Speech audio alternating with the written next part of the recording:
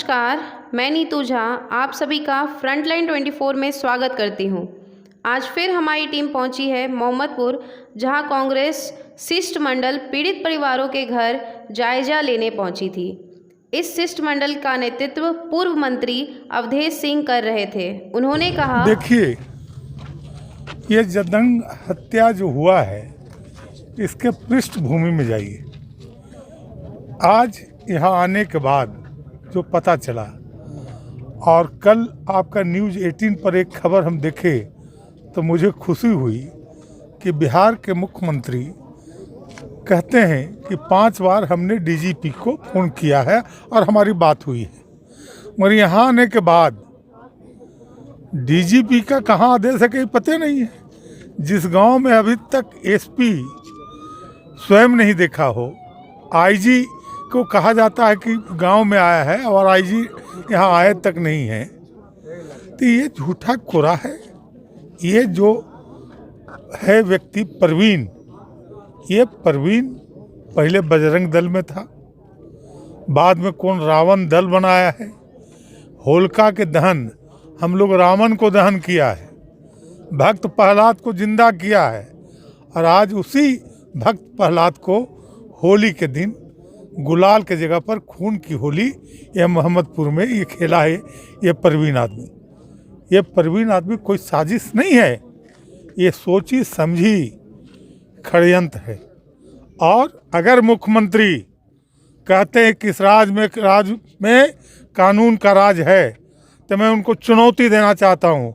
As a Congress party के हम लोग जो आए हैं यहाँ डेलीगेशन, इस नाते कि हम डिमांड करते हैं कि इस केस का उच्च स्तरीय मतलब कि मुख्यालय स्तर के आईपीएस अफसर, सचिवालय स्तर के आईएएस अफसर से इस केस की जांच कराए, ये होम मिनिस्ट्री से इसकी चिट्ठी निकलवाएं, तब हम समझते हैं कि इस राज में कानून का राज है। और जिस तरह से इस हमारे एक गांव के लोग देश की आज़ादी के लिए कुर्बानियाँ दी हैं।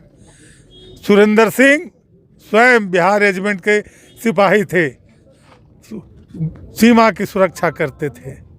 हमारे दूसरे फौजी जो आज जैसलमेर में बॉर्डर पर ड्यूटी देते थे, और आज जब गांव आते हैं होली मनाने तो यहाँ कौन परवीन है जो रावण का नाम लेकर रावण का शकल के रूप में यहाँ उदय हुआ है और उनके द्वारा यहाँ खून की होली खेली गई है।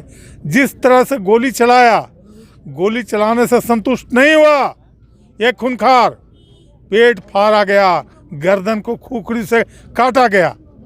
और सबसे बड़ी बात है कि घटना के एक दिन पहले क्षेत्रीय विधायक किसी गांव में बैठे थे, वहाँ ये रावण का जो सदस्य है परवीन, उनके साथ बैठ के उनसे मटर गश्ती कर रहा था। तो माननीय क्षेत्रीय विधायक के मोबाइल का 2 दिन की जांच कराई जाए और यहाँ के डीएसपी और थाना प्रभारी एसडीओ के साथ जो रावण का जो संचालन करता है परवीन का जो हम फोटो देखे हैं, मेरी खून खौल गई है कि एक आरक्षी पदाधिकारी, एक अनुमंडल पदाधिकारी के स्तर के लोग इतने धनंजय लोग के साथ, इस पर कोई पहला केस नहीं है, और भी क्रिमिनल केस है, इस पर मर्डर केस है, हत्या केस है। ये केस में ये मुदाले है और पुलिस संरक्षण में चलता है। इसकी जांच मुख्यमंत्री अपने स्तर पर कराए।